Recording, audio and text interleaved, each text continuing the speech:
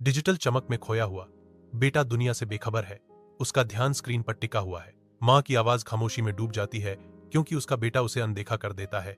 उदास धुन उसकी निराशाजनक निगाह को और तेज कर देती है। मां दरवाजे पर खड़ी अपने बेटे का इंतजार कर रही है। बेटा कहता है, मैं अब बच्चा नहीं हूं मां, ये सब छोड़ दो।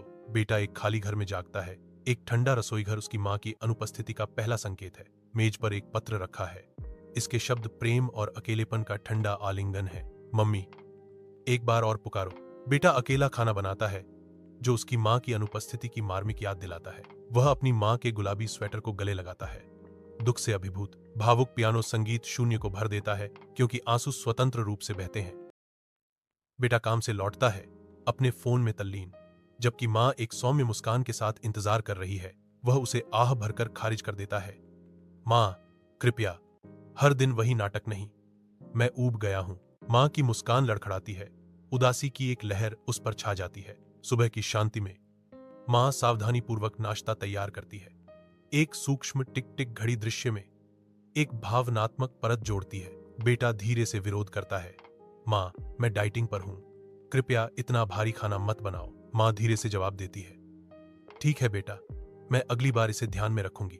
सुबह की रोशनी में बेटा एक खाली रसोई में जागता है।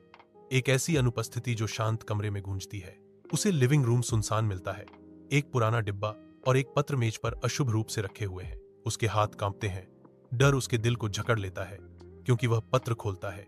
उन शब्दों से डरता है जो वह पढ़ने वाला है। बेटा स्वेटर को पकड़े हुए है, बेकाबू दुख में खोया हुआ है।